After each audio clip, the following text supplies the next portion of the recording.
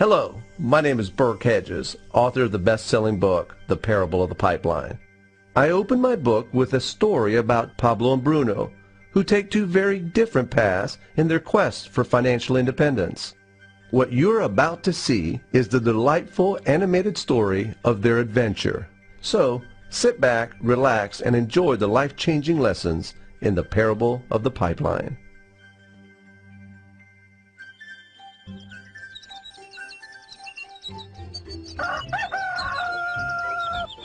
Far away, in a small village, near a beautiful valley, lived two friends, Pablo and Bruno.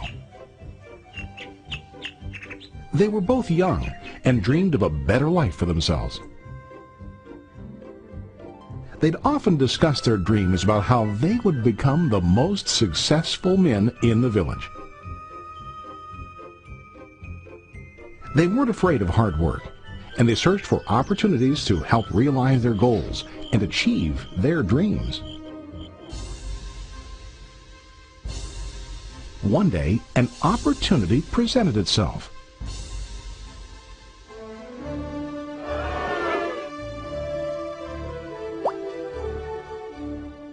The mayor of the village decided to hire two people to bring water from a spring up on the mountain, across the valley, back down to the village. They were to be paid based on the amount of water delivered to the village. Bruno and Pablo enthusiastically got to work. Every day, from morning till evening, they carried buckets to and from the spring. They worked hard, carrying water to the village. In the evening, they'd return home with their day's wages.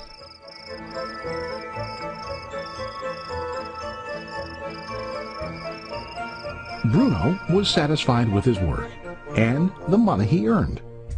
He was sure that with this work he could achieve his dreams. Bruno thought that to increase his wages he could use bigger buckets to bring more water each trip.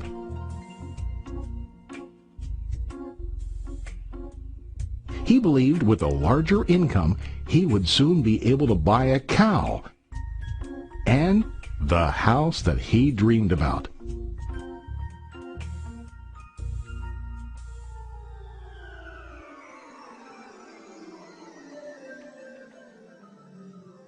Now Pablo was not satisfied. At the end of the day, his back and hands ached, and he was exhausted. He was looking for an easier way to earn more. One day an idea occurred to Pablo. He imagined building a pipeline to deliver the water from the mountain spring to the village.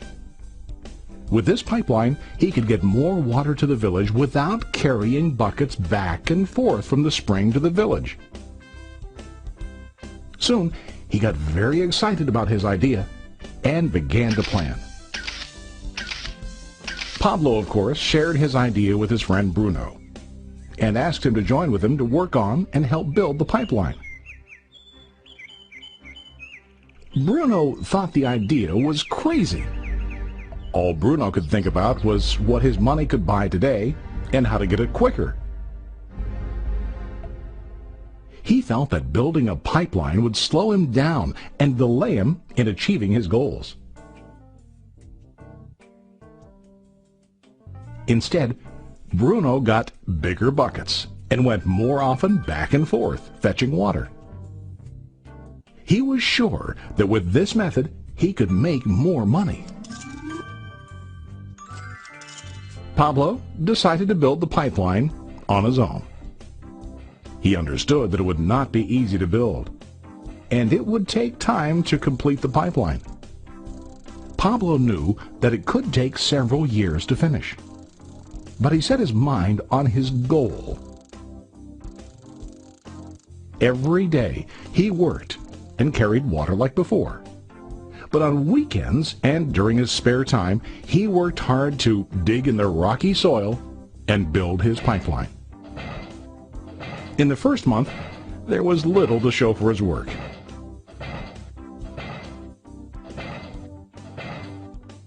Bruno and the villagers laughed and teased him.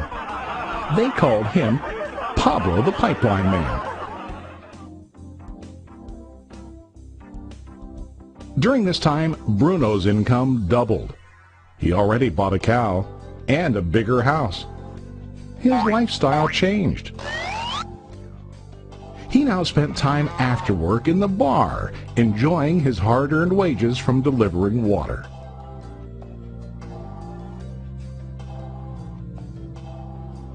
What Bruno didn't realize was that his body was starting to stoop from carrying heavy buckets every day.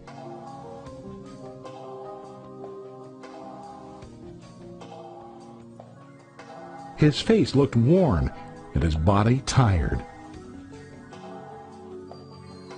Soon, he began to carry less and less water due to the wear and tear on his body.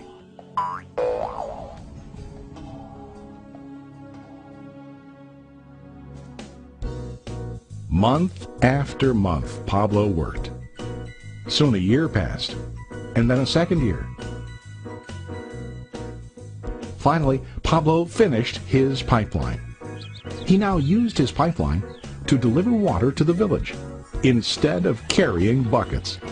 Pablo was now earning more money than ever before. The water continued flowing to the village, while Pablo wasn't working. While he slept and ate, the water flowed. Pablo was happy and proud of his insight, persistence, and hard work.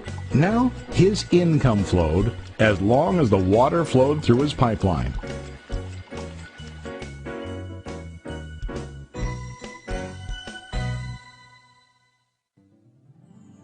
The story of Bruno and Pablo is a reflection of life. Their jobs symbolize what most people do to earn money. Bruno gets his money using buckets. He goes back and forth, carrying his buckets from the spring to the village in exchange for money. To increase his income, he either has to go more frequently to the spring or to use larger buckets.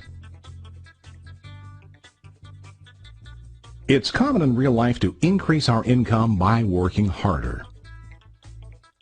For example, working overtime or getting a second job. We also increase the size of our buckets by accepting a higher paying position, which often includes spending more time on the job.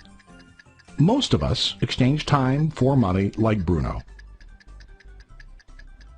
We know that every person has only 24 hours in the day and that it's not possible to use all our time to work.